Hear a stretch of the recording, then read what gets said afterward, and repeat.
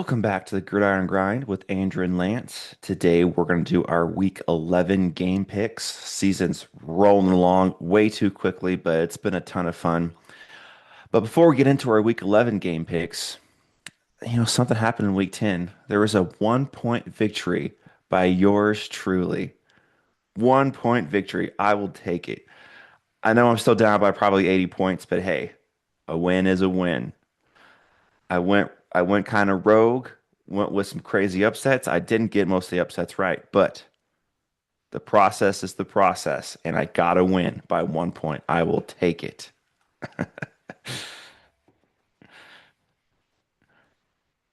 Well done, Andrew.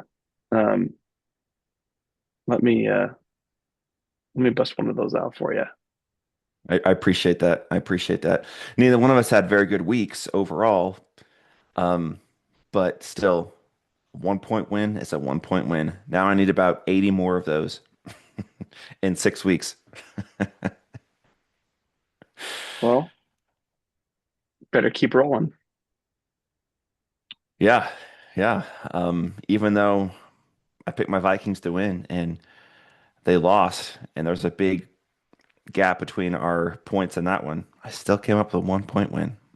I like it. But anyway, do you have anything else you want to touch on, or should we just dive right into week 11? Mm, no, I don't think so. We can just go ahead and dive right into it. I'll probably take things game at a time. Add my notes to it from last week. Yeah. Okay, I like it. All right, diving right into Thursday night football, Jets at Patriots. Both teams coming off a win, in different fashions, but both teams coming off a win. So Jets got their second win. Congrats. But now they've lost two of their best players, in Williams and Gardner.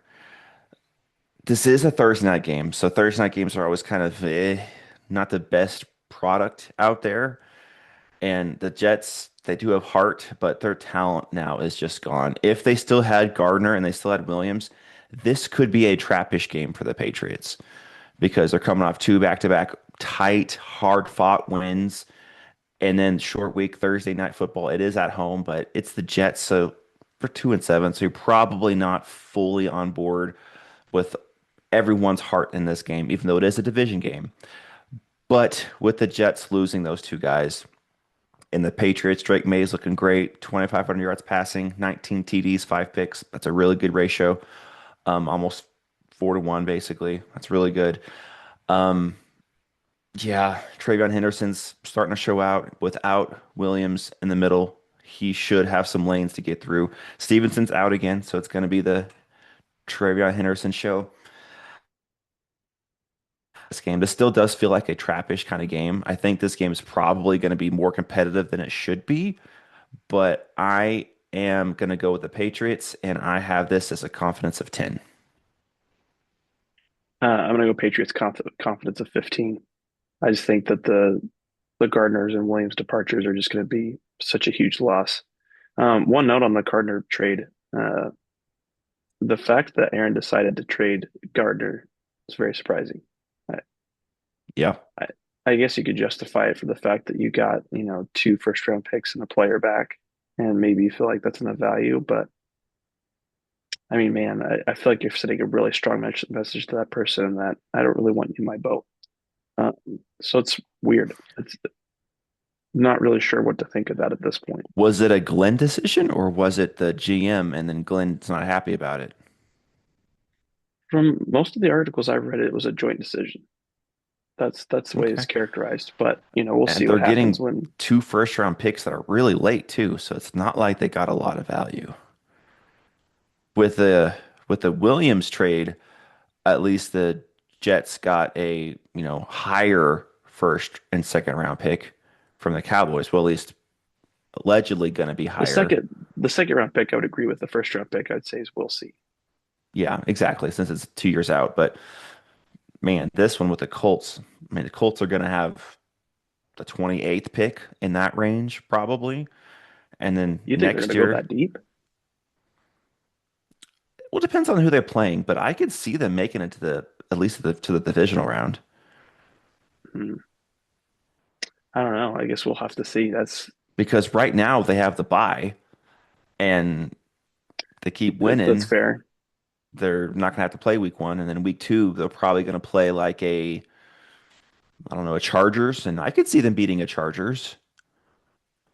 Now, if they have to play Patrick Mahomes, if they have to play Josh Allen, if they have to play Lamar Jackson, I might favor those guys, but they play the Chargers. I could see them beating the Chargers. I could see them beating the Broncos. Hmm. I don't know. I guess I'm feeling differently. I feel like that they got the Chiefs next week. I feel like Yeah, we're that's gonna see. We're gonna see that that's gonna be a is this team ready for the playoffs kind of a team. If they compete and still take an L, but it's like, okay, they fought, this was a good game, then I'm not too distressed about them. But if it looks like they're not ready, then I'll be right there with you. I'm teetering on them, but I'm not all the way out just yet because hey, they didn't look great last week, but a win in this league. They pulled it out in OT. There's tape on Daniel Jones now that you get to him, he can be suspect. But that also shows for the Colts, hey, we got to protect him better. So let's make sure short passes, run the ball better, and I don't know. And they just picked up Sauce Gardner, so the def and he wasn't really playing all that much last week. He was just getting used to the scheme, used to his players, and it was overseas. So he's going to pick up things up and get better. So the defense is going to improve. So I don't know. I'm not fully out on them yet as far as a contender. No, I'm not saying they're a Super Bowl contender. That's why I said 28th-ish pick. But I think they're a good playoff team. But I am teetering a little bit. hmm. Well, they play the Chiefs, they play the Texans twice, they play the Jaguars twice, and they play the Man, I'm not Seahawks. worried about the Jags. I'm not worried about the Jags. I think that you value divisional matchups less than I do because I feel like there's been Well, a I couple I do times see the that two Texans games, so that's going to be interesting. But I'm not worried about the Jags because they are imploding. no man, the AFC South, it's a squirrely division. There's games Texans shouldn't be the Jags. I can just say that's an example of rivalry. That type of win doesn't just yes, there's a defensive fluke. We talked about it. That's not scalable. Hmm. It's fair, but I think the rule applies, especially with the fact they're facing the Colts or the Chiefs, then the Texans, then the Jags, then the Seahawks, then the 49ers. I mean, this is a tough finish. This isn't just, Yeah. and by tough I mean a divisional matchup. The Jags are still close enough that they could come back. I'm not saying they will. The Texans are close enough that they could think we could come back. I'm not saying they will, but they could think that. I just yeah, these next few games are going to be a really big litmus test for where this team's going to go. And right now, I'm struggling to see the long term success this year Hmm. of the team. I think they're more of a 22 through 24. That's where I'm going to peg it right now. I think that's where they'll end up being. So you think they're going to get bounced out in the first round? I mean, there's only one bye, and like we just named the Well, teams right yeah, there. I but think that there's they're playing a 7 seed or a 6 seed, and I think I would favor them. the Chiefs at this point. Are I not don't in the think they're winning the playoffs. division. I think they're going The to get in the Chiefs aren't even in the playoffs. playoffs right now. They probably will, but as of right now, they are not. I think the Chiefs will squeak in there. Um, they're on the cusp. The team that's standing in their way for the seventh spot is the Jaguars, which Hmm. is not great because they own the tiebreaker. Um, but I mean, your 5, 6, and 7 right now, Andrew, is the Chargers, the Bills, and the Jags. You're telling me that each of those teams you take over, you would well, let's say the Bills and the Jaguars. You're not taking them over the Colts right now. The Bills is interesting one. If it was at the Bills, absolutely I'm taking the Bills. If it's not at the Bills, that's a coin flip for me because I'm not a believer in the Bills right now. That's a coin flip. That's a tough matchup. Mm. I could see that one going either way. I feel like it's not just about talent though, or like I think matchups. I just don't think like if it was Bills Denver, like the Bills going to Denver, that defense of Denver is just so stout that I just don't know how they would do. Hmm. Patriots Bills, But Colts Bills, I feel like if I'm the Colts and those are like the three options, give me the Colts. I think that's the team that's the most vulnerable Yeah, of for those three. sure. Yeah, yeah, I can agree with that. But still, that's a coin flip for me, and we'll get to those if that happens. As of right now, I might pick the Colts, but there's still a lot of football to play, and injuries Hmm. are still possible to happen. Like someone could get hurt. And Sure. you just mentioned the tough stretch the Colts have. That's a good building block for them to get prepared for the playoffs. All those tough teams. I mean, it's true, but it could also unwind you. That's true. Just as much as it could Yeah. build you up, it could unwind you. So The next 5 games are going to define the Colts season, basically. agreed. Yeah. Okay. I look We can forward to move being on right, now. Andrew. Kind of like you were with the Texans Jaguars game. Listen, if it wasn't for a dumb defensive situation, but sure. All right, let's move on to. Ooh, I like that this one's next. Or should we wait? What do you think? Should we go to Bears Vikings next, or should we save the Vikings and the Eagles games for I last? think we could do this for last. Yeah, let's do this for last. Sounds good. All right.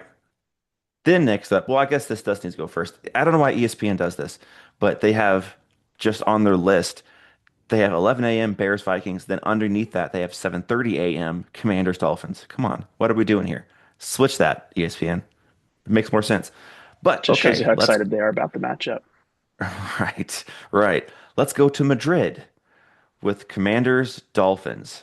I I mean I understand why NFL is having all these overseas games to expand their brand, but these games suck. I'm just gonna say they are not very they're in a way they're worse than the Thursday games because no one's really prepared. They're ugly games, are sloppy. They're not in a real NFL stadium, not in an NFL field, and it's just always like, this isn't a good product.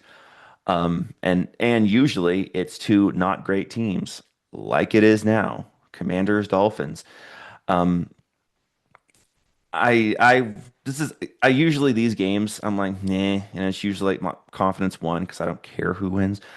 But to go into it, Commanders, Jane Daniels is going to be out again. Who knows about Terry McLaurin? I mean, they should probably just shut him down. Their season's done. Why bother bringing him back, risking him for another injury, playing with a quarterback he's not going to have any camaraderie with next year? So I kind of say shut him down and play your young guys like your Jalen Lanes, your Luke McCaffreys. Play those guys. Get those guys a lot of snaps. Even Is limit Debo. is Luke McCaffrey still on IR? I saw he He was on might be. He IR. might be. Yeah, that's a good point. He did get dinged up that game. So yeah, that He is a is good on point. IR. Okay.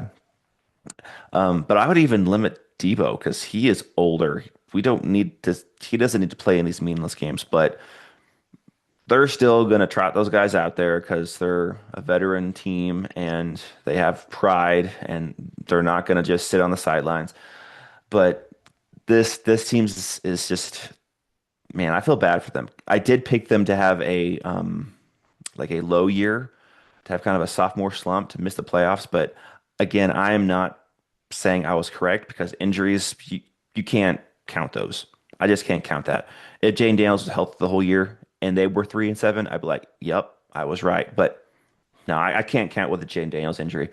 But they're just struggling so much. And the Dolphins, I mean, I was shocked of how well they played against the Bills. Devon Achane is phenomenal. I was really hoping that some miracle would happen and Minnesota would trade for him. I didn't think that we would, and we didn't make any trades at the deadline. But Devon Achane can take over a game, and he did in that game. The Bills were trying to mount a comeback, trying to get momentum, and Devon Achane took it away from them with huge run after huge run, and that big touchdown run he had just sealed the game. Dolphins offense, it can be explosive. Hasn't all year, but it can be. Tua has 17 TDs to 13 picks. That's not good. But recently, the past few games, he has turned that narrative around a little bit. He has been better. So I'm going to go with the Dolphins in this game. They are the better team as currently constructed with all the injuries going around. But again, this is one of those I don't really care kind of games. But there are some really good games that I have had that I have lower confidence on. So I'm going Dolphins with confidence of 6. I'm gonna go Dolphins confidence of 9, and it's just because of the Commanders. I'm not buying into the team. It's just the Marcus Mariota injury is, or not injury, excuse me, but the fact he's starting is just not great for this Hmm. football team. And but Yeah. between the Seahawks game, between the Chiefs game, uh, he has shown more than enough that he's not prepared to be the backup. He's Yeah. He's he might he's not been a retire. good backup this year. It's been kind of sad because last year he was a pretty good backup. But this year, Yeah, especially the past few games, it has not been good. yeah. Well, and maybe it's because of the fact. Well, I mean, the Lions game, he actually had a 133, but that offense was not moving, which that's surprising. I didn't Yeah. realize he had a Yeah. 133. Sometimes those numbers, those QBRs and those passer ratings, I'm thinking, It doesn't tell you the whole story. how is that the number? That doesn't make any sense. So it's strange. Well, the one thing it doesn't show is it doesn't show the amount of pass attempts he had last week, and that's a big issue because let's see here, only 22 passing attempts, low, very very low. At least 10 more. We had 22, so I'd say at least close to 10 more throws would be a more accurate pool for um, how he's Hmm. actually doing as a passer. But yeah, crazy man, crazy. Yeah. Um, yeah. Well, I think that's it for me. We'll see what happens, but I think the Dolphins are starting to build up this faux hype. Hmm. What is going to be interesting though for the Commanders for the last point is with them struggling so bad, next year is going to be interesting for them because they're going to have a pretty good pick. They'll have an easier schedule being third or fourth place in that division. Next year, the Commanders might be scary. If they can nail a draft pick or two, they get healthy. I would say watch out for the Commanders next year. I think that's fair. Now, the only question too I had on that, but we could talk about later, is draft picks. What they have because they had the Devo Samuel and Tunsil trade. That is true. That is true. Yeah. But we can keep moving forward. I don't want to stop us, Andrew. All right. In this next game, we might have a little disagreement on. I don't know. I had to pick some upsets, and I don't think this was technically an upset because they're favored, but on paper it might be. Panthers at Falcons.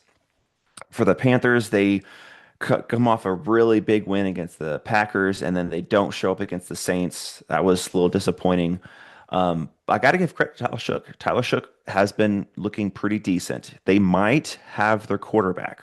They have 5 more games to figure it out, but in the 2 starts he's had, he has not looked bad. He hasn't shown like, oh boy, what was that? He's been okay. There's something there, so gotta give him credit.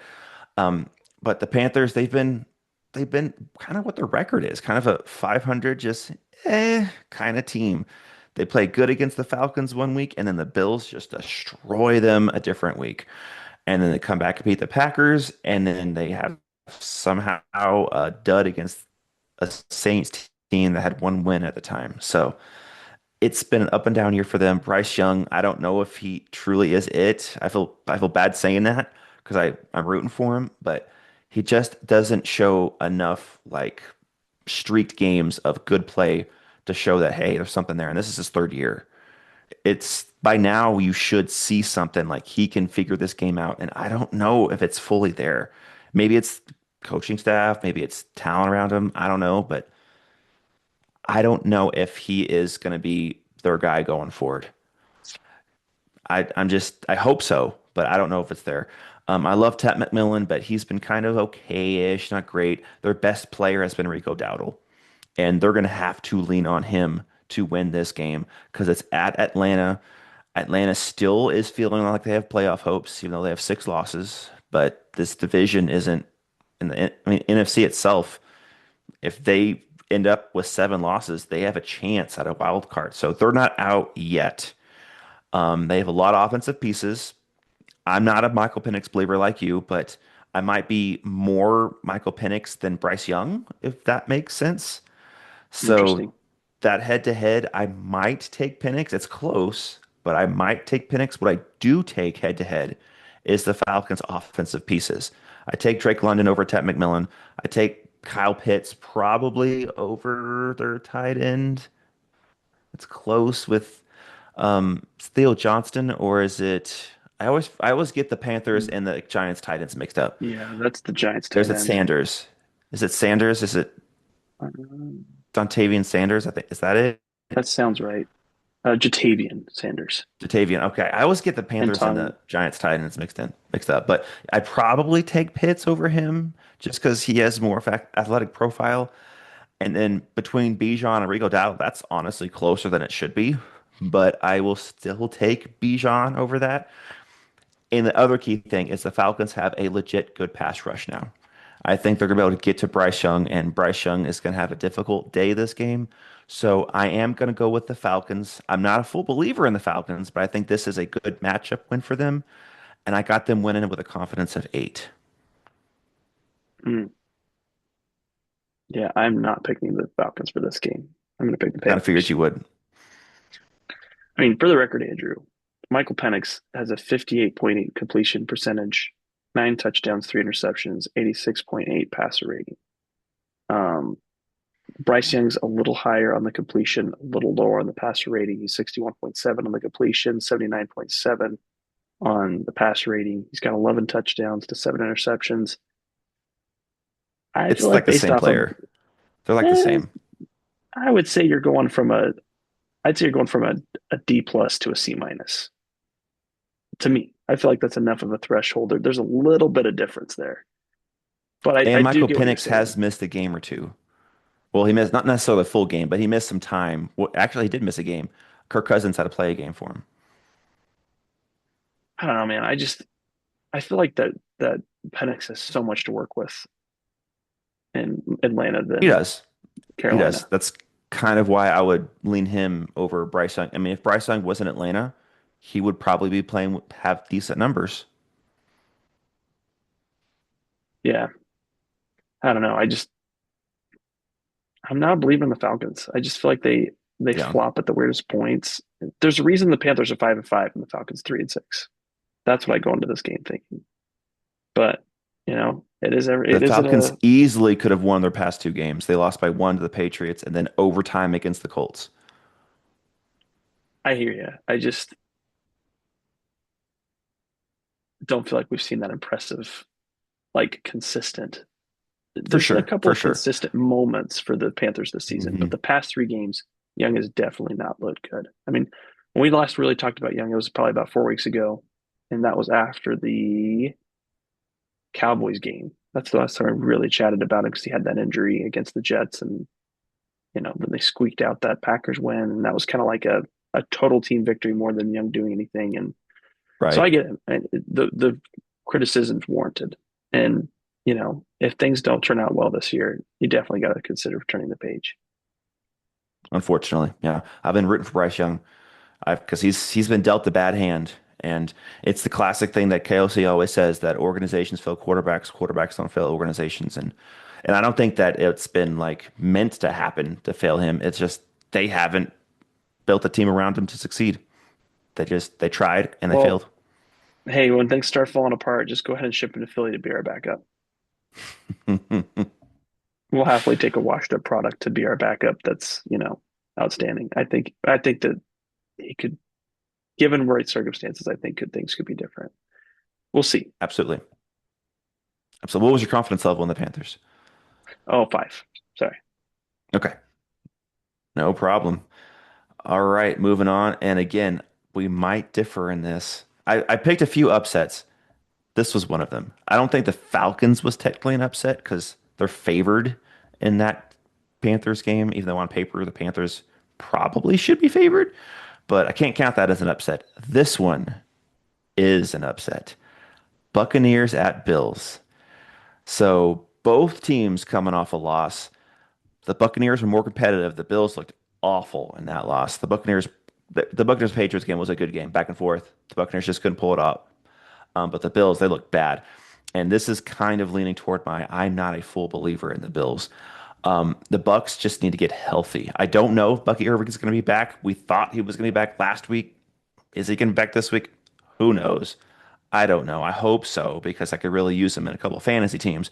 But it's just, man, That injury's just been lingering and lingering. I'm thinking, why didn't you guys just put him on IR if he's going to miss like 6 games or whatever it's been now? But they didn't. They're still continuing to try to ramp him up, see if he can go. I hope he can go. But what it comes down to in this game for me basically are two things. The defense against the defense, I take the Buccaneers defense, even though it's not great. I think their defense is playing better than the Bills defense right now. And then quarterback Baker versus Josh Allen. Right now, Baker's playing better. And that's probably because of his weapons around him. Josh Allen doesn't have real hardly anything around him. But quarterback to quarterback, Baker versus Josh Allen, Baker's been playing better. So I'm not going to really dig much more into it. I'm going to go the Buccaneers to beat the Bills on the road because their defense is better than the Bills defense, and I'm taking their quarterback in this matchup.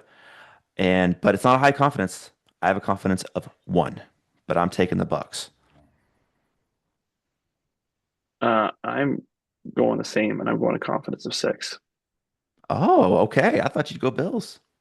No, I not right now. Also, I looked at the Bill stretch, and who did they play next week? I factored into the looking ahead, Okay. and they play the Texans, and it's a Thursday night game. And Mm, I hmm just, to me, they either win this one against the Buccaneers and they lose to the Texans, or they're going to beat, Or vice or they're going versa. to lose to the Bucks and beat the Texans. It makes And sense. right That now, makes sense. I'm feeling like it's going to go the other way. Um, Hmm it's tough because both teams can't lose this game. It's going to be For huge sure. if either team loses. Hmm Well, when either team loses, not if. The likelihood of a tie is so unlikely that I'm not going to even consider that scenario. But yeah, I got to go the Buccaneers. I want the confidence of 6. I'm not feeling it. Uh, I really don't understand. I just look at the receiver room. I mean, Shakir's okay. 457 yards is not bad as a receiver. Dalton Kincaid is 400, almost 450 yards. I think for the issue for the Bills is this: they're in the wrong spots. If you Mm. pushed it down and there was someone above Khalil Shakir and Shakir was number 2 and Kincaid was number 3, 100%. and if Palmer Hmm was number 4, I think that this would look a lot different. But the problem is that Shakir's playing as the number 1. He's not a number 1. He's just Yep. I've It's kind never of like the Packers receiver room. well, but think about like though, like think about moments where you're like, wow, only X guy could do this. And Hmm I think even Rasheed Rice, you have that in Kansas City. And just stay out of trouble and don't do stupid things. Um, hmm Jordan Addison, I think, has shown more of those special play moments. Justin Jefferson, Drake London, uh, Devontae Smith, AJ Brown. I'm going to put in the I don't even know what he is right now, Ben. hmm Um, but I don't know. I just he's not number 1, and I think Yep. that that's They need hurting the team. somebody. Is well, they signed Joshua Palmer, and it was a weird signing this offseason. I just like Hmm really, that's the guy that's going to move the needle. He's got 234 yards, so he's not doing nothing, but certainly not for what he was paid for. They probably thought they could develop Keon Coleman to be that guy, and it just hasn't done it. He hasn't been that guy. He's been kind of like, eh. He's out there sometimes. He'll catch a one-on-one ball every now and again. But that's really about it. He hasn't really been that impressive, honestly, which is But I unfortunate because I mean, really like like the guy. He has a good personality. he got 556 yards last year. That's okay. It's not. Hmm Now it was 19 yards average, so that means Keon Yeah, has the deep play exactly. element. But One-on-one. He's kind of like a off-brand of a young George Pickens. yeah, I think that that's a great. But I mean, even George Pickens right now, that Well, guy right I now, put yeah, higher. but I'm saying like year one George Pickens. That's kind of what he is right now. I'm really surprised that the Bills were not more aggressive for George Pickens. Yeah, I don't know. I know at the trade deadline there was a lot of rumors that they were trying to get Jalen Waddle out of the Dolphins, and the Dolphins said no, we're not giving him to you, which I 100% agree with that Dolphins. Divisional opponent. Yeah, That's a you're if not you're giving him to the Bills. If you're giving Jalen Waddle to the Bills are like the Super Bowl favorite. well, but why if you brought yourself to that point, you've mismanaged your resources. Hmm I mean, because like it's not like Micah Parsons and the Eagles. the Eagles are just like Cowboys are dumb. They might make a dumb decision to give him to us. Whereas, Hmm. I think the Bills are like just consistently mismanaging their wide receiver room. Yeah. I don't get it. Really don't. But anyway, I think that that's it for me on the Bills and Buccaneers game. We'll see if the Buccaneers can Okay. pull it off. The Bakerneers, that's right. Oh man. All right. Next up, we'll 100% agree on this one. I don't think there's probably not a lot to talk about here, but Texans at Titans. I'm not sure if CJ Stroud's going to make it back from his concussion. I would think so, because usually concussions, you're out 1 week, then you're back the next. I haven't read any reports just yet, but I would anticipate he's going to be back. But even not, Davis Mills is okay. He is a fine backup. And it's not like the Texans offense was humming anyway with CJ Stroud. The offensive line is really, really bad. Other than I got to give a shout out to Ed Ingram. He somehow has turned it around and he's like a Pro Bowl caliber guard right now. He's only had 1 sack allowed and PFF grades are off the charts. It's very surprising because when he was in Minnesota, he was bad. He was stepping on quarterbacks' foots. He was really bad Yeah, pass that's right. protection, and he caused a lot of headaches for Minnesota fans. And when we released him, I mean, we even benched him for Dalton Reisner, if you need any more context. But once we released him, I was like, yep, have fun. And then the Texans signed him. I was like, okay, I don't know what you guys see in him, but this year he's flipped the script. He's played really well. So well done, Ed Ingram. Well done. Maybe just change of scenery is all he needed. But anyway, back to the Texans. Outside of CJ Stroud, they're fairly healthy. Woody Marks and Nick Chubb, that's a pretty decent 1-2 combo. I like that combo. Neither one of them are phenomenal, but it's a good combination to at least have a balanced attack. Nico Collins should get loose a couple of times against the Titans defense. I think Snead is dealing with some like off-field legal issues too outside of his injury. That's really strange. I'm not going to really dive into that. But yeah, even without CJ Stroud, I don't see the Texans having any issues with the Titans. Titans have 1 win against the Cardinals, where the Cardinals had that really dumb dropped ball out of the end zone instead of scoring a touchdown from DeMarcado, and he hasn't really seen the light of day since then. Um, and the Texans defense is one of the best defenses in the league, so I feel bad for Cam Ward in this game. So I'm going Texans, and I'm going a confidence of 14. I went 13. And that's it for me. I think you've covered everything else, Andrew. Yeah, I didn't really anticipate there was a lot that needed to be said about that game. This is one of those games like, yeah, that's an easy win. Yep. And you know what? Excuse me. Watch the Titans win this game because that's how this league has been this year. Like the So Bills tough. playing the Dolphins last week, you're like, yeah, that's a Bills win, easy win, and the Dolphins just destroyed them.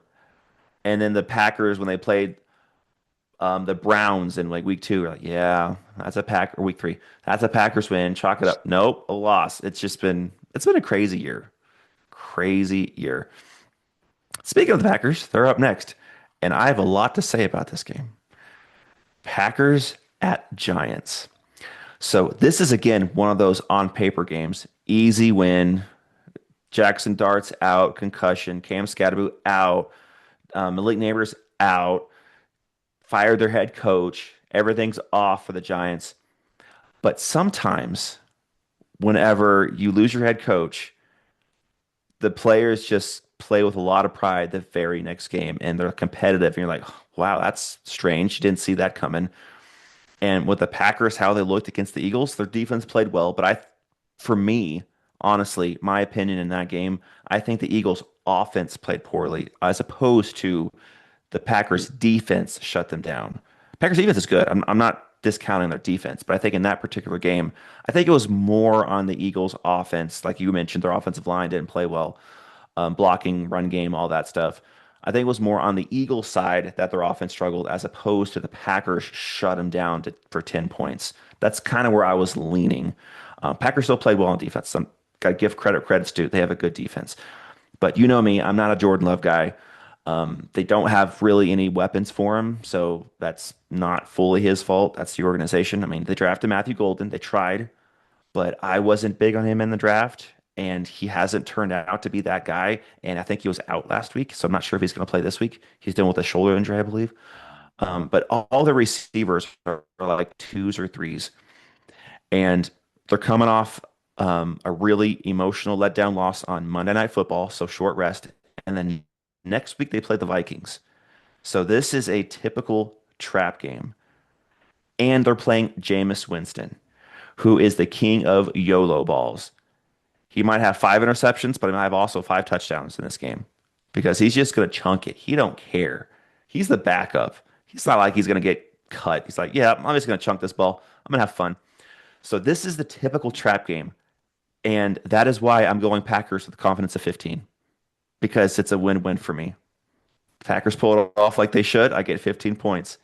If this is one of those games where the Giants somehow pull off a win, I'm like, that is awesome. And I will say one more thing. If the Giants win this game, again, they shouldn't. The Packers should win, but the Packers should have beat the Browns. The Packers should have beat the Panthers. The Packers should have beat the Cowboys. They play to their competition. If the Giants win this game, I'm calling it right now. Packers miss the playoffs. If the Giants win this game, they shouldn't. But if the Giants win this game, the Packers go 5-4-1. They still have the Lions. They have the Bears twice, and the Bears aren't pushovers. They have the Vikings twice.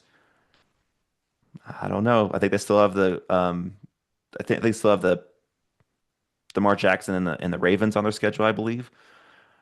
I don't Hmm, know. you know what? That's a good question. I don't know. Um, that's all well and good. I went with the Packers by Of 12, course. and They should win. They should win. But it's a again, good if thing, they lose, Andrew. they miss the playoffs. It's a good thing, Andrew, that I'm here to help level you out because your hatred for the Packers always seems to come out whenever we talk about them. Um, I think this is the perfect game. The Browns game and the Panthers game, I think, deserves context. They had the Cowboys the week after. I'm telling you right now that Micah Parsons would never admit it, but his mind was circled on that Cowboys game. I am That's going fair. to show up and win. And I think the Packers might have been looking ahead a little bit, and I think they were guilty of looking ahead in preparation for the Eagles. Um, Well, I they have still the think it's Vikings mixed. next week. They have the Vikings next week. It's a divisional game. Yeah, but it's different though. You just lost back-to-back games. You're going to be extra angry, and you know that you're going to need to play out. And also, I mean, Steven talked about it, Andrew. Toyotathon is real. We're getting closer. It's time for Toyotathon to start But revving up. hasn't that been a full year thing since he signed that contract at the beginning of the year and Jordan Love Come has on, not played well Andrew. this We year? both know that NBC does a special Toyotathon push in December. We know it's coming. It's different. I think they're going to beat up on the Giants, They and should. yeah, They absolutely I, should. I got a confidence at 12. That Giants team is such a wreck, and Jameis Winston could yellow ball, but who's getting a yellow ball too? Come on, Wandale Robinson. Darius That's pretty Slayton. much Darius all Slayton's right. a We great can deep move on threat. now. We can. There's nothing else to discuss here. I will say this though. The spread 7.5. I would take the Giants in that spread. I think this is going to be a Mm. competitive game. I don't think that Packers are going to pull this one away like with over 2 scores. I do they should win, but I think this is going to be more competitive because fire your head coach the very next week you play well. That's just how it happens. You don't always get to win, but the players say, "Oh, the front office is serious. If we want to continue to have a job next year, we got to make sure we show, hey, we have pride and we Hmm. want to play still." So, but I'm with you. The Packers absolutely should win this game. All I'm saying is, Well, if they don't, I'm out on their playoff chances. all right. Last comment before we move on, because you keep dragging my mind into this game, Andrew, which I know that you just relish. When you don't know, you know. So I don't know what the Giants are thinking, but bringing Dable back this year was probably one of the Yeah, that was a dumbest mistake. decisions. I think there's Hmm. there's two coaching decisions. Well, three. There's three coaching decisions that were dumb, like hands down dumb. As far as with front office management, Giants, Titans, Dolphins. What were you each doing? Absolutely. Each of those were just Two of the three you corrected knew what was themselves. coming. We're waiting on one. You know, I mean, looking back with the Eagles, right? When they let go Doug Peterson, I was furious. I thought it was a dumb decision. I thought that it's because they were going for Carson, and maybe they were. But overall, looking back, that was the right decision. Jeffrey made Hmm. the hard decision early to make the team get in a better spot later. And that's exactly Hmm. how your coaching staff, your front office has to approach it. Yeah. Um, you don't want to hold on to someone too late. Hmm. Absolutely. Yeah, absolutely. And honestly, for me, since they didn't fire him at the beginning of the year, right after that really stupid way they handled Jackson Dart's concussion, where Russell Wilson came in for one snap and then you saw Dayball just say, "Go get him out of there." If I was the owner of that team, I would say he is gone now because Jackson Dart is my future and you're putting my future at risk getting back out there with a concussion. You're not my future, Dayball. Jackson Dart is. See ya. You're not handling my future right. That's what I would have done. And they waited a few more weeks. Yeah. Yep. Okay. Moving on, Andrew. We got All other right, teams to moving cover. on. Okay. I don't think we'll take too much long on this one. Bengals at Steelers. Bengals coming off their bye.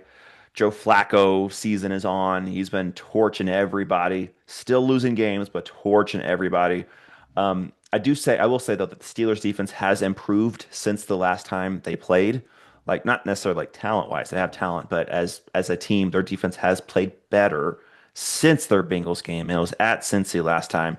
But this is going to be fun. Joe Flacco don't care. He is going to sling that ball, and he's got crazy good talent. Jamar Chase, 831 yards, five touchdowns on 76 catches. He's been phenomenal as always. T. Higgins has been all over the place as well. Chase Brown's actually playing better now with Joe Flacco, strangely enough. He's been playing pretty decent. He's been okay in fantasy recently. So, hey, if you trade deadline people, maybe go after him. And Joe Burrow is now starting to practice. He might be coming back. So the Bengals want to get a win here because if they can, I mean, it seems like this happens every year where they struggle at the beginning of the year and then they make a run toward the end of the season trying to make the playoffs and no one wants to see them in the playoffs. If Joe Burrow gets back and he's back in shape and back to where he's in rhythm with his teammates and chemistry, you don't want to see them in the playoffs. So they are going to fight and claw to get a win here.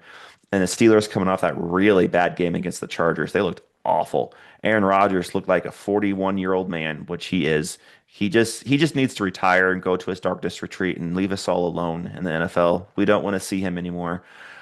He only has 1,800 yards passing, and he's played every single game this year. That's all I'm saying. He has not played well. People are crowning him this like great season. 18 touchdowns, seven picks. That's fine. That's fine. That's decent. That's almost 3-1, but it's still not 3-1. It's just barely over two. So, I mean, I've been out on him. You've been out on him. I'm not a big fan of his. Jalen Warren's been playing real well though. And this is at the Steelers. The Bengals defense is awful. So I am going to go with the Steelers in this one. The Bengals got him last game, but that was at Cincinnati, and that was with Joe Flacco just coming in. They had no tape on him with the Bengals just yet. Steelers defense is playing better. This is at the Steelers, so I'm going Steelers, but only a confidence of two. Bengals confidence of one. They beat him last time. I think they beat him this time. I know that it Okay. tends to flip, but the Bengals are coming off rest. They have to win Yep, this game. I like the way Joe Flacco looks. I I'm more worried about the Steelers offense than the Bengals defense because I think the strength of that's the fair. Bengals offense is better than the strength of the Steelers defense, if that makes sense. Yeah, yeah, that makes sense. That totally makes sense. Only reason I'm going with the Steelers is same with the Bengals for your point is the Steelers need to win this game because the Ravens are coming. Steelers lose this game, they're missing the playoffs. I'm going the same thing with the Packers. Yeah. We'll see. I'm not very high on the Steelers right now. Oh, I'm not I either at all. No, I well, just can said I this is at home and they lost to Joe Flacco last time. They have to win.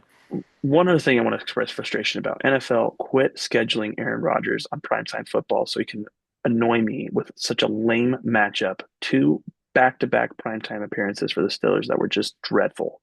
The Hmm. Packers game, they looked awful the second half, and the Chargers game, they Hmm. never even showed up. Like, stop it.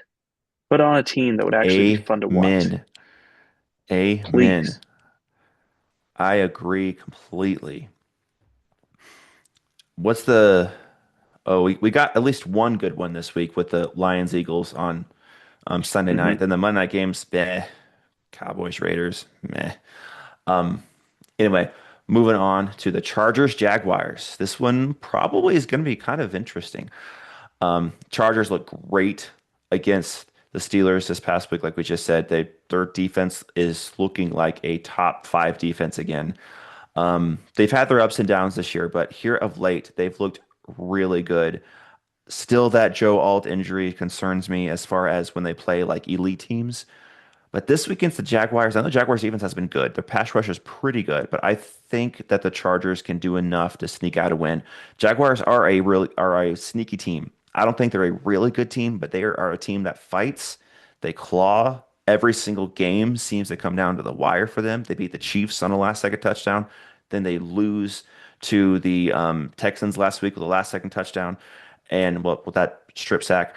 And then week before they beat the Raiders, the last second 2 point conversion. And I mean, they're always fighting and clawing. So I think this game is going to be competitive. It's at Jacksonville as well. So the Chargers have to fly all the way from LA all the way down to the East Coast in Jacksonville. That plane ride does make a difference.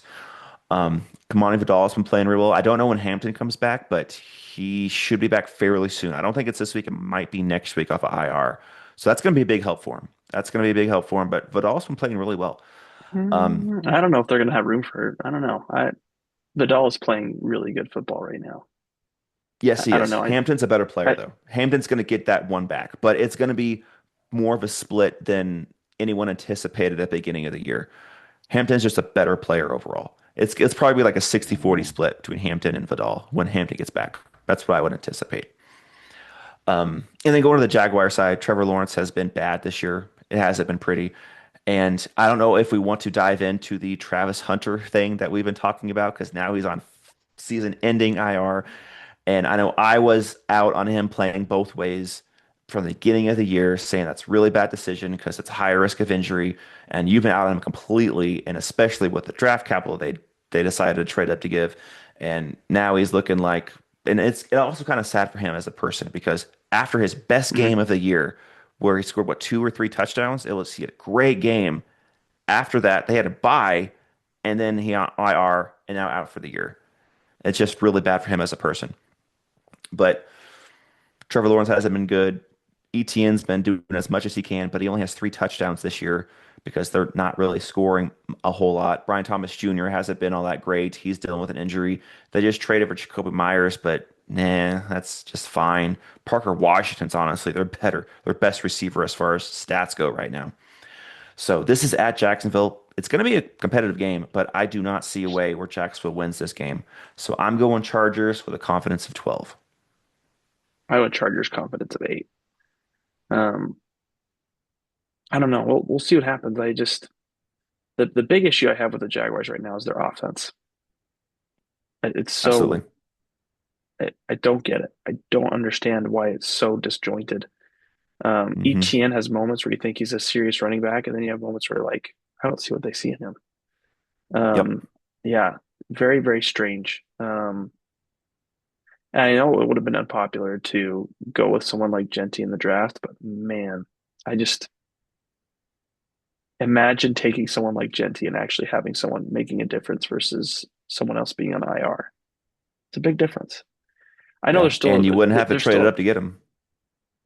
there's still hope for Hunter. I just the difference between me, Hunter, and Genty is the Raiders stand pat. They gave up nothing to get him. Hmm. So the expectations are lower. But because you put so much investment into Hunter, you really Hmm. can't afford to not turn this around. Like honestly, this will be the move that gets the GM fired down the road if they don't turn things around. Because I'm sure the owner Khan was like, "What?" But he's probably like, "Well, it's the new GM. This is what they wanted, so okay, go for it." I don't know. I just very weird move. I felt like there's so many other players Yeah. available.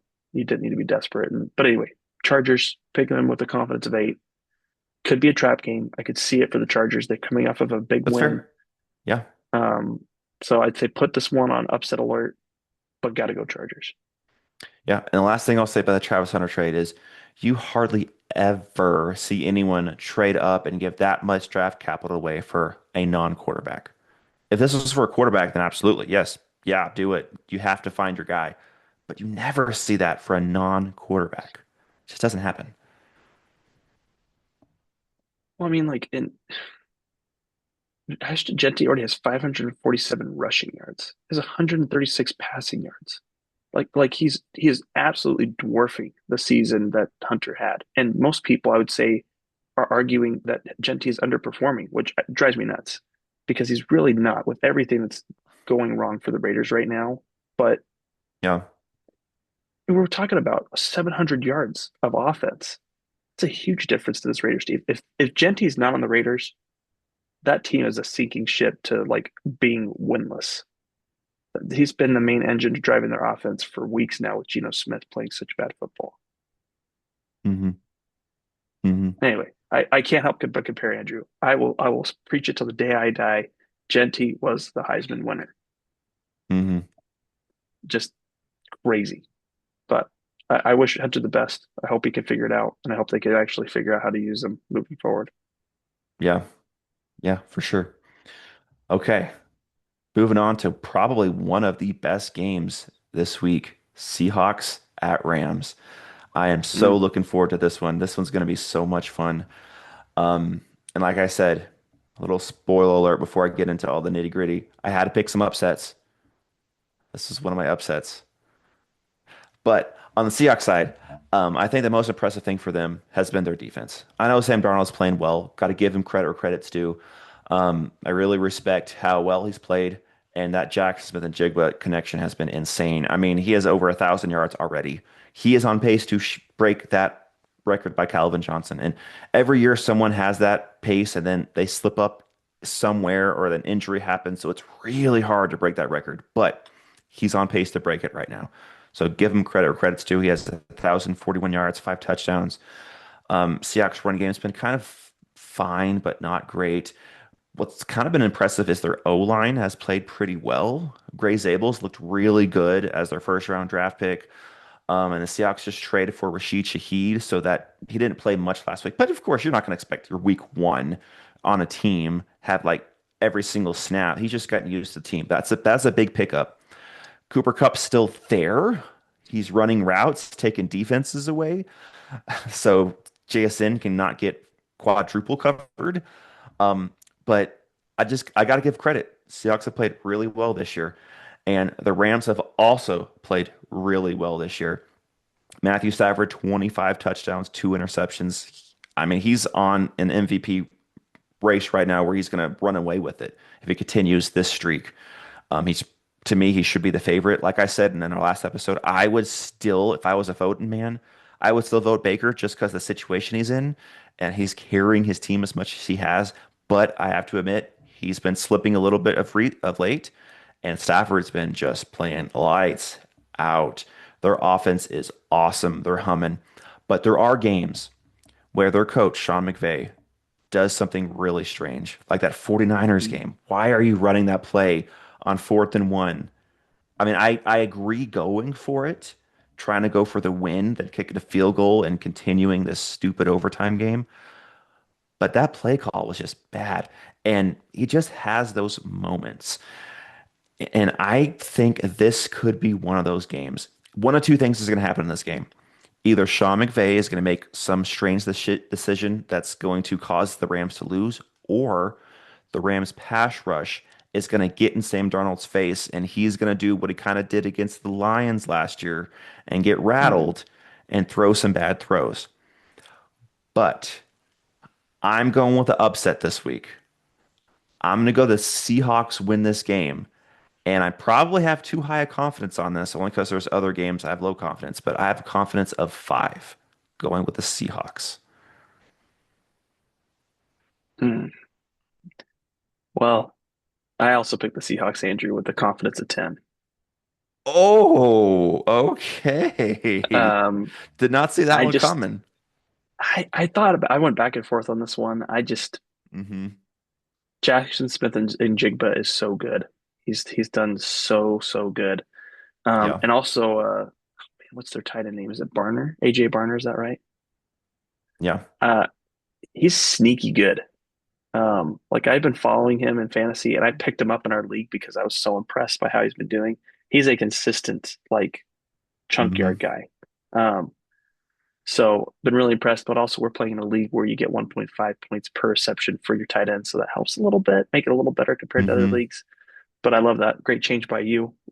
Great suggestion for fantasy leagues that have 16 teams or more. Definitely look at a Yeah. 1.5 per catch. Yeah. With 16 teams, starting tight ends is really hard. So adding that little adjustment there, it just made sense. Yeah. But I feel like this is a good moment for the Rams to pick up a loss. I uh, I like the way the Seahawks are playing right now. I also think the Seahawks have a better defense than the Rams defense. I can agree with that for Um, sure. Yeah. I and that's no knock to the Seahawks, but or to the Rams, but man, The I'm not Rams, seeing many sneakily, their losses. defense hasn't played great this year. They haven't played bad, but to their talent, they haven't been like to that elite level that their talent should be. I think they've been pretty decent because I haven't for my defense in most of my fantasy leagues by chance, sincerely by chance. But let's look at their positional ranking. They're seventh. That's pretty good. That's good, but There's I 32 thought they'd defenses, be Andrew, in I case you thought they'd be forgot. higher than that. I thought they'd be higher. That's all I'm saying. I thought they'd be higher with that pass rush, and their corners are still good as well. I thought that'd be like top four, top three. That's what I'm saying. So you're saying a couple spot difference means that it's an automatic not good season? Is that what you're telling me? No, no, I'm just saying they sneakily haven't been as good as they should be. As it could be. Okay. Okay. So you're saying that there's a slight underperformance. I would only characterize it as a Yes, slight underperformance. that's all I was saying. I'm not saying that they've been a bust this Okay. year, but it's just been I've been slightly disappointed in how much talent they have. They should be better than they are. That's all I'm saying. Okay. I could live with that. That I could see and understand. But anyway, I'm gonna pick the Seahawks. Um, I just there's something the Seahawks train, man. It's flowing so well right now. And the Yeah. Rams have been playing good. I don't know why I'm so confident in this game, but I just feel like this is the coming out party for the Seahawks. This is the team I'm Yeah. most concerned about winning the number one seed in the NFC. Maybe it's the Mm, tiebreakers with the Rams and the Buccaneers for the Eagles, but it's the Seahawks I'm the most concerned about winning the number one seed this year. And I yeah. should actually throw out the Lions too, but the Lions are just in such a tough division as well. But anyway, we can move Mm. on. I'm probably crazy for Okay. what I picked here, but I picked it. Okay. Well, we both picked the Seahawks to win. You just doubled up on your confidence level. I did. I did. All right. We'll go on to the next game where we're both going to probably in the same feelers on this. 49ers at Cardinals. 49ers coming off that really bad loss against the Rams last week. They have to win this game to still compete for a playoff spot. I don't think they're winning the division anymore. They're probably thinking that they're out on that, even though there's still, 6 games left. Anything can happen. But they've just had so many injuries, especially on defense. I just don't see them winning the division. And I don't know if I fully see them get into the playoffs just yet. I don't know. It's early. They're a good team, well-coached team, but just the amount of injuries they've had, they could be one of those teams that just slightly misses the playoffs. But for this game, I don't see how they lose against the Cardinals, especially when the Cardinals are missing Marvin Harrison Jr.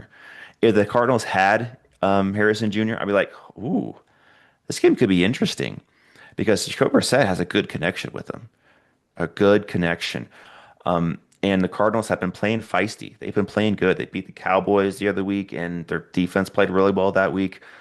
But without Marvin Harrison Jr., they don't really have many more pass catchers outside Trey McBride. So the 49ers just have to double, triple him. And then Michael Wilson, Greg Dortch. Eh, not really concerned about guys like that. And the Cardinals' run game hasn't been all that great either. It's been fine, but they're dealing with injuries there as well. So I don't know. I think Christian McCaffrey is probably going to have one of those really, really big games like he has been, probably catch a touchdown and run for a touchdown. Brock Purdy sounds like he's close, but it might still be the Mac Jones show, which again doesn't really change things much. But I am going to go with the 49ers. They should win this game. The Cardinals, they're feisty. This will be competitive, but I think that Marvin Harrison Jr. being out is the key factor why I'm going 49ers with a confidence of 11. With Marvin Harrison Jr., I'd probably lower that confidence. I'd probably still go Niners, but it'd be close. But without Marvin Harrison Jr., I just don't see the 49ers losing. I also went with the 49ers of confidence of 11. Hey. Uh, Kind of obnoxious, Andrew. We keep picking the same teams, except what was the only one we were differing on? Was that the Bengals game? The Yeah, Bengals game Steelers, and the Bengals, we Panthers were game. Those opposite. are And you went so Bills it's over the the Beng. Buccaneers, I think. No, I went Buccaneers. Oh, okay, that's right. That's right. Yeah, that well, and Falcons, Panthers. Falcons, Panthers. We were different Yeah, on. so I was saying the Panthers and the Yep. Bengals. Those are two differences. So I think I there's need going to those be to bank more. for me. I think there's going to be more because I we haven't gotten to a couple games yet. Okay, keep going, Andrew. Okay. All right. Next up, this one we're going to be in lockstep with Ravens at Browns. Ravens are Yep. playing really good football right now. Lamar Jackson, 15 touchdowns, only one interception, even though he should have had like five against the Vikings last week. There were so many that we were so close on. Very frustrating. But we didn't get him. So one interception for Lamar Jackson only this year. Derrick Henry, 700 yards rushing, six touchdowns. Browns defense is no joke, though. So I think this game is probably going to be one of those ugly, just slugfest games where punt after punt, field goal, touchdown here or there. But it's Dylan Gabriel versus Lamar Jackson. That's all you need to know. I have the Ravens winning this game, and I have this as my confidence of 13. I went with a confidence of 14, but I don't think there's any. The Ravens are rolling right now overall. They are. Overall. Hmm. And I think that it's going to continue. So, it, but man, I hope that Miles Garrett's enjoying driving that Lamborghini in a $500,000 home in a like $3 million community. Hmm. Hmm. It was his call. He made that big statement at the beginning of the like off season saying he wants out, and then like 2 weeks later he signs this huge contract. Hey, he wanted the money. He didn't care about wins. It's not about the money, Andrew. That's what he would tell you. It wasn't about the money. Of course not. Of course not. And one last thing, I'm kind of annoyed how many people are saying that he should be traded. Someone should trade for him. Who's going to trade for that contract? Especially with his age. I mean, he's getting up there in age. He's not a spring chicken anymore. I know he's still elite, one of the top three pass rushers in this game. I get it. But who's going to trade for that contract and send like two, three first round picks to get him? No one's doing that. Well, people kept saying that the Eagles were going to trade three first round picks for him. I heard multiple reports that it came that That close. doesn't make And man, sense. let me tell you, I'm so glad we have Jalen Phillips. I know there's an injury concern, but That was a great pickup. Yeah. there's a trajectory you can build off of there. You Hmm. can build off of it, and you can structure the contract the way you want to if you want to keep Phillips. Whereas with Garrett, you're just absorbing a contract you can't allocate for. But also the other thing I forgot to mention about the Williams trade to the Cowboys, it was back end loaded. So you're taking all of the heaviest part of the That's salary fair. late. That's another part that made me frustrated about the trade. Like you're going to give up your best picks in the first round. Make sure that you're telling them that you're picking up 40% of the salary. Something. Don't just That's fair. very, very annoying when people mismanage trades like that. Hmm. Yeah. I do hear that part. I do. Um, we'll get to the Cowboys and that trade once we get to Monday Night Football. But next, Chiefs at Broncos. This is another one of those. Ooh, this is going to be good. I'm really excited for this game. And lucky for me, living here in Colorado, even if this wasn't prime time, which I don't know if this one or the Ravens Browns or whoever it is, I will still get to watch this game because it's local. But this is going to be fun. This is going to be Patrick Mahomes against probably the best defense in the league at Denver. I think that's probably the biggest key for me is it's at Denver. But and then Bo Nix and that offense against a really good defense. This is strength against strength and weakness against weakness. So this is going to be so much fun. This is gonna be so competitive, back and forth. Chiefs win, of course, the quarterback battle, but the Broncos win the running back and the defensive battle. Chiefs win the wide receiver battle, but I think the Broncos probably win the O-line battle. It's close, but I would go Broncos O-line. So this is just it's so good. I'm so excited for this game. Again, the key for me, it's at Denver. I know Denver's offense has been bad, but somehow fourth quarter Denver Broncos is one of the most difficult teams to beat. They turn it on in the fourth quarter and pull out win after win after win. They're well coached. I'm still not sold on them being like a true contender this year because of Bo Nix on offense. They're going to stumble, they're going to fall. But this is in Denver. I'm going Broncos, but only a confidence of three. Chiefs confidence of two. The Chiefs have to win this game. If they win this Yeah, game, then I will say this: the Chiefs lose this game, they're out of the playoffs. that's fair.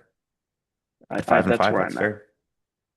I Yeah. think that if it was 6-4 after this game, then I would say, okay, it's possible that you could still come back. But 5-5, and you still got really tough tests ahead of you, Hmm. because you still got to play the Chargers again. You got to play the Colts. You got to start winning games somewhere. Um, I'm just trying to think through some other games right now. Dallas should be a win.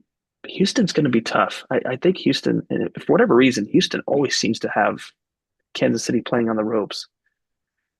I don't know, man. You still got to play Denver again on December or on Christmas. Yeah, that's the home game. I So basically, but for the Broncos Chiefs, I'm splitting that yeah, battle. I'm going I home game understand what each you're time, saying. home win. Yeah. But I do hear where you're coming from, that the Chiefs are in desperation mode. Um, they have to win this game. I do get it, but I just think that Broncos defense is just going to be too much. That pass rush, and I think Patrick Tan's probably still out. That does hurt, but I'm just going that Broncos defense, just doing enough. This is going to be a fun game. It's going to be close. It's going to be competitive. One of the best games on the slate, but I'm just going the home team. It's hard to win in Denver, just like it's hard to win in Kansas City. Yeah. One part I was going to mention about the Broncos is, man, props to Vance Joseph. He's their defensive coordinator, and Yeah, he's for sure. outstanding. Yep. Outstanding job. Okay, so now we're gonna jump to Monday Night Football because we're gonna do the Eagles and Vikings games last. So Monday Night Football, we'll just kind of fly through this probably. Cowboys Raiders, just as like a game. I honestly flipped this pick last night looking over this again. I was like, yeah, I'm gonna go over here instead. I'll start with the Raiders. I mean, Geno Smith has just been bad this year, even though he played pretty well against the Jags, just finding Brock Bowers 8 million times, which I really appreciated, but I still lost by two in my fantasy game. I was really annoyed in that. But Geno Smith just hasn't played well this year. It's just been very, very disappointing.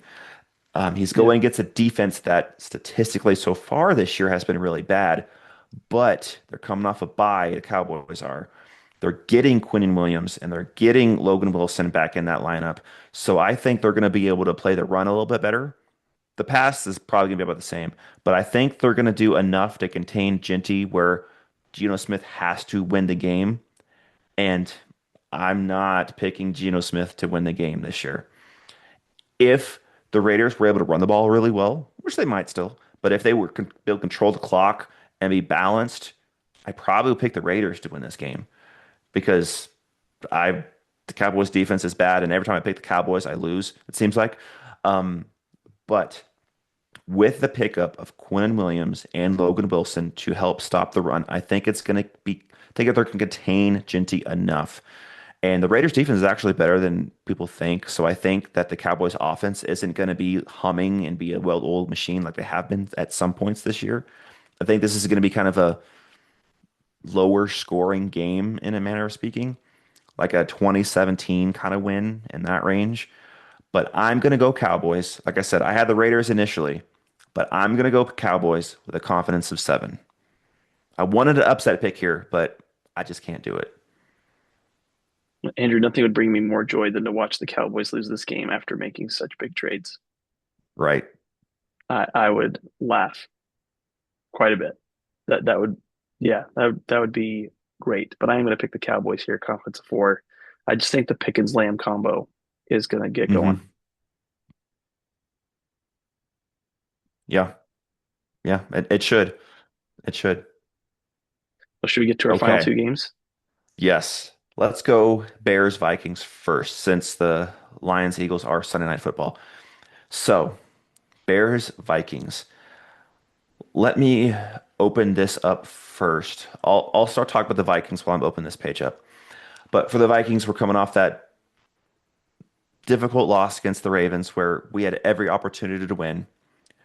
I still believe that we lost this game as opposed to the Ravens won because how many mistakes Minnesota made? Eight false starts, 11 penalties for over 100 yards. And then three turnovers. It's very hard to win in this league when that happens, no matter who you're playing. They could have been playing the Giants, and if they did that to themselves, they still might lose that game. So I was very impressed with their defense against Lamar Jackson and Derrick Henry, but so many penalties, so many turnovers, you just can't win that way. Luckily, though, that happened because all those are fixable, and you know that the coaching staff just hammered that down as much as they could this week. And Kevin O'Connell has been talking in the press conferences, and he's been just saying that it's just inexcusable, which it absolutely is. And I've loved what he says. And I think that they're gonna get that fixed immediately. At least the false starts and all those stupid penalties. Turnovers are kind of fluky. Who knows what's gonna happen with that? And JJ McCarthy being his fifth start now, that's gonna happen sometimes. But the self-inflicting wounds, they're gonna get under control. That's not gonna happen. Eight false starts is just insane. Starting first and 15 is not a way to have success. So I think they're going to shore that up. And the Bears have one of the worst pass rush win rates in the NFL right now, like 26th, I believe, 27th in that range. So JJ McCarthy should have a comfortable pocket. And this is going to be one of the very first times that is a chance. I'm not saying it's for sure happened, but it's a chance that all five of our O line are going to be healthy this game. Ryan Kelly, his IR window has opened. He's practicing now. And they only mainly reason they put him on IR is to save him from himself because he probably would have played like 2 weeks ago if he wasn't on IR because he's just that kind of guy. He wants to get back out there. According to Kevin O'Connell, he's been just banging Kevin O'Connell's door open saying, "Let me play, coach. Let me play." And KOC has saved him from himself with those concussions, which is bad. You got to protect him. But he's going to be wearing the Guardian cap now, which is a good decision. Protect yourself. He had 5 weeks off. They kept him on IR for 5 weeks, but I do think he's going to play this game. I think they're going to activate him for this game. I think he's going to come back, which that's up in the air if that's the right decision or not. But everything's checking out where he's healthy. He wants to play, so can you keep him off the field another week? I don't know. So I think he's going to play this week. So I think all five O linemen for the Vikings are going to be healthy for the very first time. Week one, when Kelly was healthy, Darisaw was out. Then after that, Kelly got his concussion, and then after that, Donovan Jackson had his wrist surgery that kept him out a couple games. So this will be the first time our full starting five O line is going to be healthy against one of the worst pass rushes in the league. That is key for me. And I know KOC hasn't run the ball much, and I know we've been saying that that's a difficulty for his, but he's gotten so much flack from that. I think he has no choice but to run the ball a little bit more. He's still going to lean pass. It's still going to be probably 60-40 pass, but if it's 60-40 pass, I'm happy with that because that means you're close to balance and you're running the ball. The Vikings are mostly healthy. John Grenard is dealing with injury. He might miss this game, but I'm actually more okay with us missing a pass rusher because we have so many that I don't think it's going to be a huge fall off. And now to the Bears. The Bears are 6-3. Got to give them credit. It's awesome. Great record. They're they're leading the division right now. They are first place in the division. And that's crazy. Crazy. But you got to have some context. Look at their wins. Against the Cowboys without CeeDee Lamb. A blocked field goal against the Raiders to win the game. A fumble in the red zone that the Commanders had that the Bears picked up to go kick a field goal to end the game last second. Against the Saints.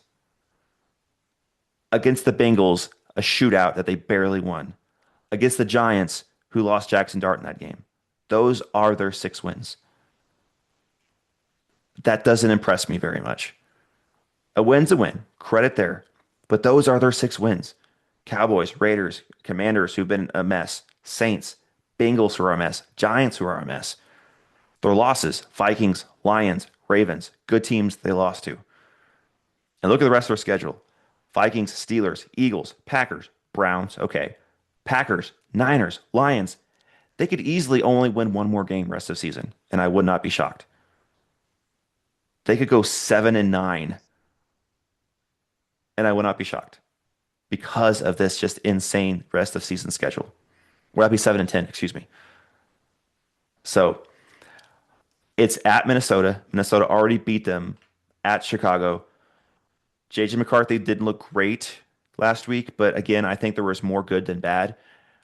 He's dealing with a hand injury because his he hit the helmet of one of his O linemen on a touchdown attempt, but he's going to be fine. There's way too much news about that. Like there was one of the beat writers was like, JJ McCarthy has kept his hand in his hoodie the whole time during his interview. Calm down, people.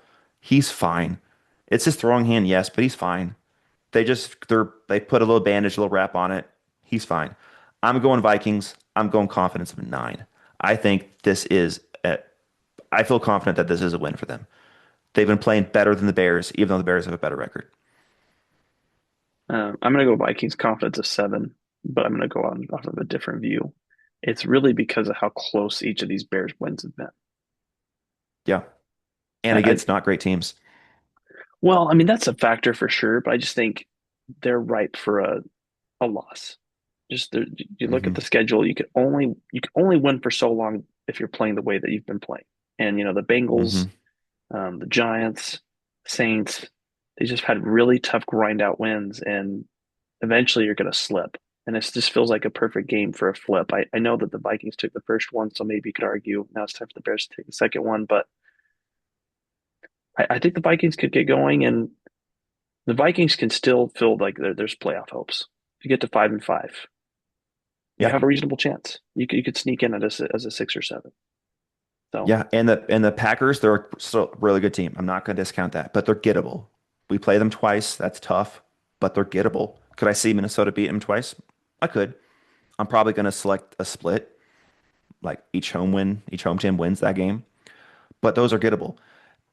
Like I said in our previous episode, the one I'm most concerned with is at Seattle. That one scares me. That's the only team rest of schedule that legitimate scares me because we already beat the Lions at Detroit. We have them home. We play the Packers twice, but the Packers aren't this elite, scary team right now, at least, that on paper they should be. And then we have the Commanders. I'm not really scared about that. We have the Cowboys. Not too scared about that. We have the Giants. Not too scared about that. And then we have this Bears game. We should win this game. And like you said, if Minnesota wins this game, their playoff chances are right back. If they win this game, I'm not going to say they're a playoff team just yet. Next week, they play the Packers. If they win the Bears game this week, and if they beat the Packers next week, I will say, okay, I think they can make the playoffs. But that Packers game is going to be key. They have to win that game to have a shot at the playoffs. yeah, agreed. Anything else you want to cover on this game, or should we shift to the next one? We should go to the last game on our schedule here. Lions and Eagles. This is again going to be one of the best games on the week. It might be the best. I know Chiefs Broncos is going to be so good. Seahawks Rams might be my number one. I'm looking forward to, but this one is right in that lockstep with that. Lions Eagles. This is going to be fun. Lions coming off that really big win against a not great team, but still big win. Um, I need to say this again. Dan Campbell's getting so much credit for having a 44-point game, his first play calling game. I'll give him some credit. It's not easy to call a game. Play calling. That's hard. Well done. But you're playing against the Commanders who can't even score any points mostly in the first half. And you have so many players on offense that it's not super difficult to score 44 points with this team. So let's not crown him the best play caller in the league after 1 week. Calm down, people. Calm down. But I do give him some credit because it's not easy to do that. But for this game, Jared Goff, we haven't really talked about him being in the MVP race, but he is right on that cusp. If he wins this game, that's a key win for him to get in that race. He has 2,200 yards passing, 20 touchdowns, only 3 picks. He's playing really well. His one bad game, two bad games, was against the Packers week one. New play caller, new system. That was just a bad. No one showed up that game. And then against the Vikings a couple weeks ago when the Vikings defense just smothered him. Outside of those two games, he's played so well. Got to give credit's due. If he wins this game, he's in the MVP conversation. I don't think he's leading it, but he should be entered into the chat, so to speak. Jahmyr Gibbs has been awesome. Almost 700 yards rushing, 8 touchdowns. Of course, St. Brown's phenomenal. Lions offense is one of the best in the league, but the Eagles defense has been playing better as well. The weakness for the Eagles defense, as we both have said over and over, is their cornerback two. Their cornerback two can be exposed. Whoever it is, if it's Jackson, if it, whoever it is out there, Ringo, doesn't matter. The cornerback two right now can be exposed. And the Lions need to do that if they want to win this game. Eagles pass rush did get a lot better with Jalen Phillips, but the Lions offensive line, especially the tackles, are really good. So I think they can contain that enough where Jalen Phillips and Nolan Smith aren't going to destroy this game. I think the best way to get to Jared Goff is up the middle. I know Jalen Carter can do that for days, but really your up the middle pass rush hasn't been as good as the edge rushers so far this year. So I think that's slight advantage for the Lions. Now, if Jalen Carter decides to, I need to dominate this game, he can, and he could get to Jared Goff, and he can control this game if he has that kind of attitude this game. Does he have it this game? I don't know. It's hard to say with Jalen Carter. Sometimes he's really ramped up, and sometimes he just doesn't show up. It's going to depend on him for the Eagles to stop the Lions. It's going to completely depend on him, in my opinion, because the Lions' offensive tackles are good. I think they can contain the pass rush on the edge enough. Their their line across the middle, their guards, their center, those are their weak spots. So the Eagles have to take control of that. If they do, they win. If they don't, I don't think they're going to win. On the Eagle side, I am worried about their offense. I am. AJ Brown's comments, I know there's a mixed signals there. There's some good in those comments. Some, yeah, I hear what you're saying, but also you don't need to make those comments. You don't need to get that out in the media, have any kind of distractions. And I think the timing of that is bad. The timing of those comments for this game, I think it's going to cause the Eagles offense to struggle enough where I am picking the Lions win this game. I don't want to. I don't want to pick the Lions to win. But the way the Eagles offense looked against the Packers, and again, I feel like it was more the Eagles offense struggled than the Packers defense played well. It's a mix of both, but I lean toward Eagles offense didn't really do that well. Lions defense aren't the Packers defense. They're not as good as them, but they have a really good pass rush still with Aiden Hutchinson. But those comments just came at the wrong time to me. I think that's going to be a little bit of a distraction enough where I don't know if it's going to be interception or a misread where one of the receivers just ran the wrong route. I don't know.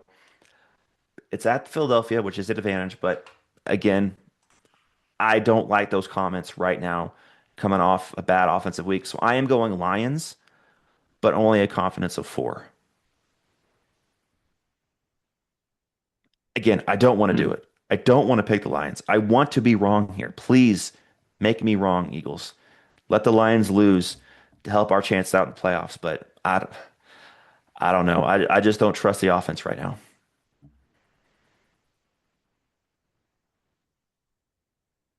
Yeah, I see what you're saying. I don't know. We'll see what happens. For me, a big question is I still don't, there's not clarity if Cam Jurgens is playing or not this week, and that to me is a Mm, really that's the big that's issue. big. That's If he's true. playing, then I think we have a totally different offense. If he's not playing, then it says he's beginning the week limited. So I don't know what that means. Um, Yeah. AI on Google's telling me he's not going to play, but I'm not seeing any sources telling me that he's not going to play. So I'm not going to believe that until I actually have it in writing that he's not playing. Right. Um, that being said, the AJ Brown issue is strange. And at this point, I do believe this is AJ Brown's last season in Philadelphia. I don't understand it. It's beyond me. I don't get why it's not working. Um, I didn't love the Patullo hire when they decided to go in house. Like I'll be the first to admit that. I thought it was a mistake. this was who Nick Sirianni wanted to keep. There have been moments I thought that Patullo has had good games, and then there's moments where I'm like, it feels like he's holding it back. It's really hard to know what what is like Hurts's fault, what's Sirianni's fault, what's the offensive coordinator's fault. It's been a consistent, but this has been a theme. This has been a theme ever since 2022 when they went with Shane Steichen. And I'd say he was the best offensive coordinator we had. We lost that game to the Chiefs off of a fluke finish, but Steichen literally had an A+ season. I couldn't think of one game where I'm like, he didn't do very good.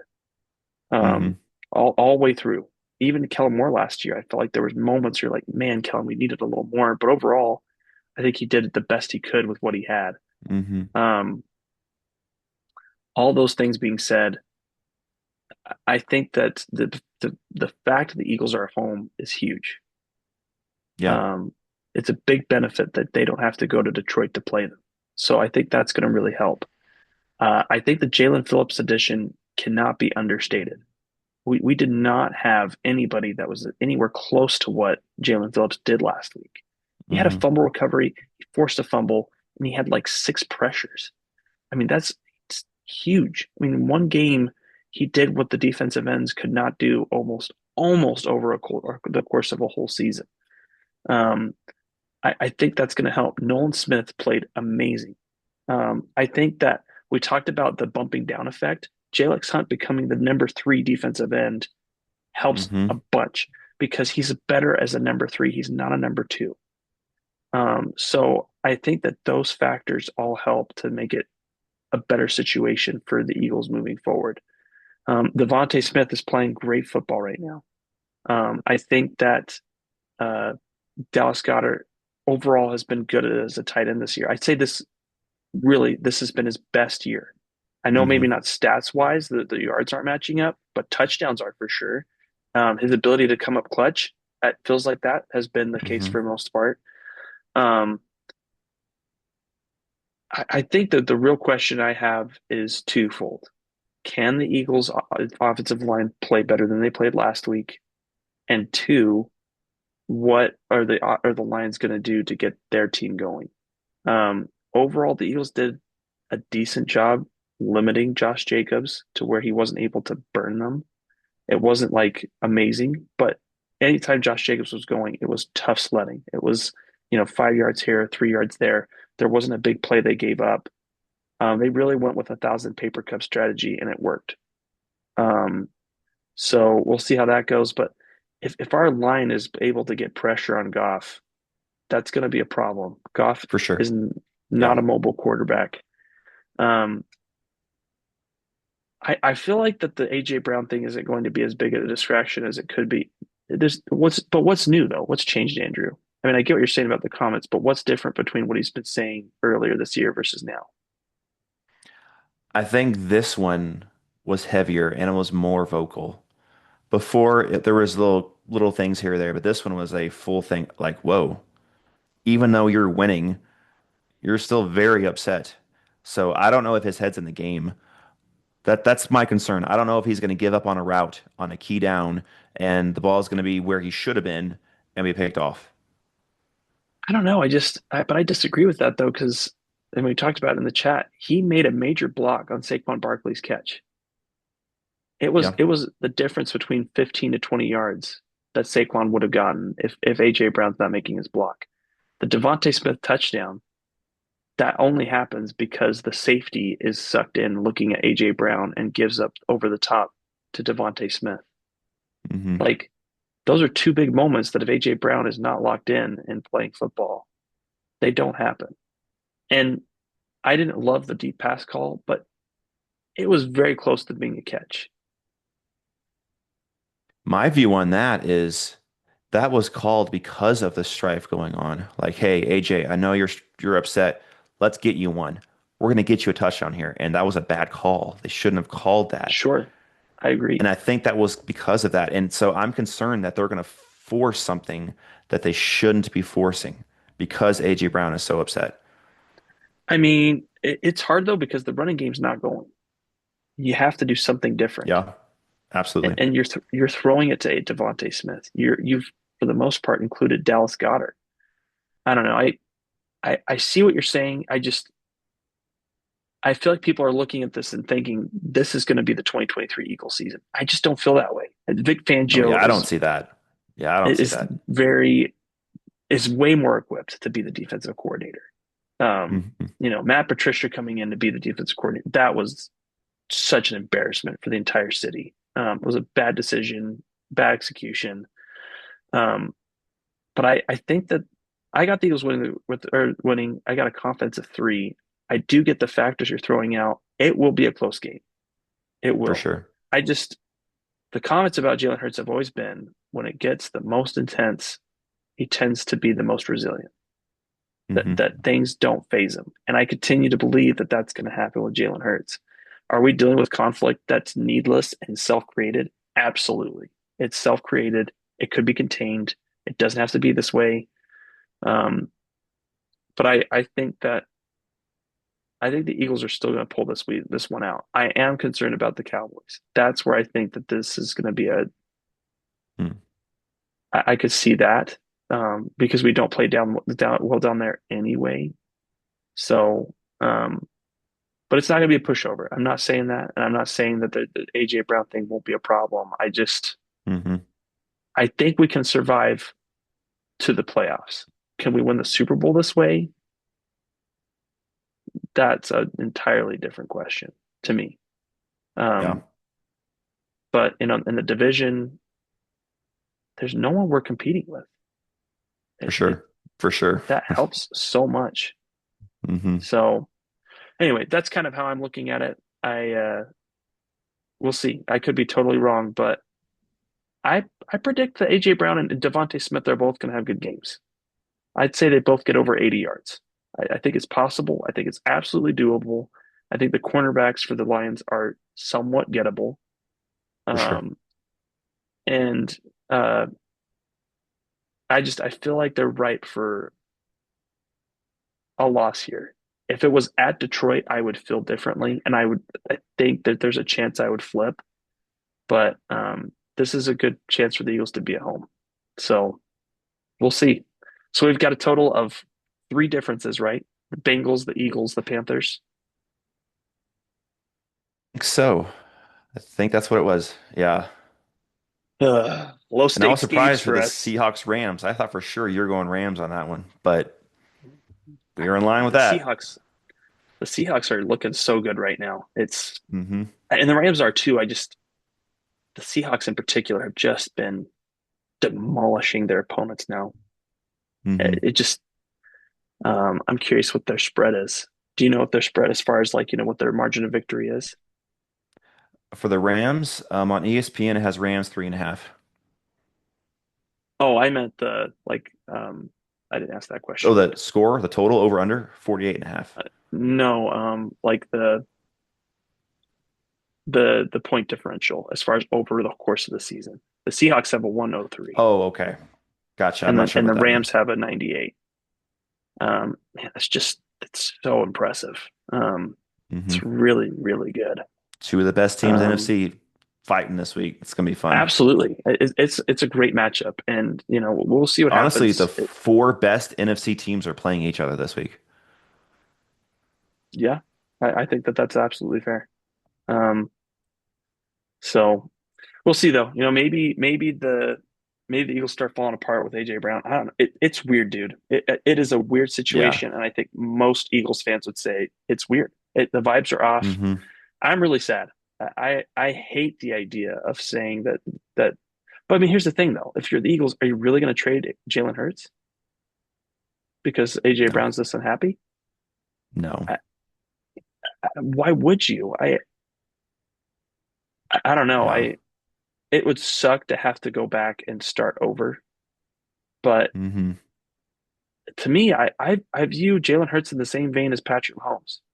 When Tyreek Hill and Patrick Mahomes were not on the same page, and Hill wanted a new contract, who left? Who's still winning? Hmm. Who's not winning?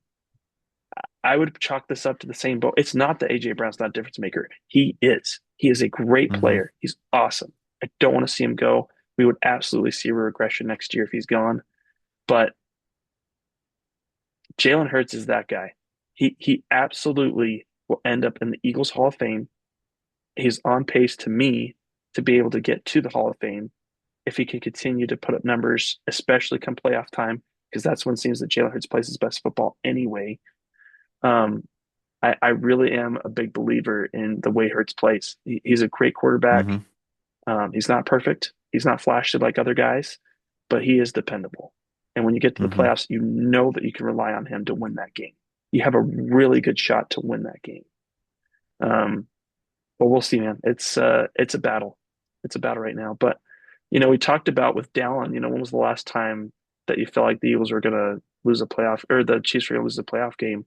But if you take away that Buccaneers game for the Eagles in the playoffs, what other playoff loss do you feel like, or game do you feel like the Eagles were going to lose? I mean, their run last year was great to beat the Packers, to beat the Rams, to beat the Commanders, and then the Chiefs. And then before that, you had the Giants and the 49ers. Like, I had no questions both of those games that they were going to win those. Hmm. So we'll see. I tend to believe that things are going to work out. One other part I'd throw out real quick, because I know we're well over time, is Sirianni doesn't get enough credit for managing discontent. Yeah. He somehow always seems to find a way to right the ship and balance things out. The 2023 season to me is an outlier because he can't fix a defense.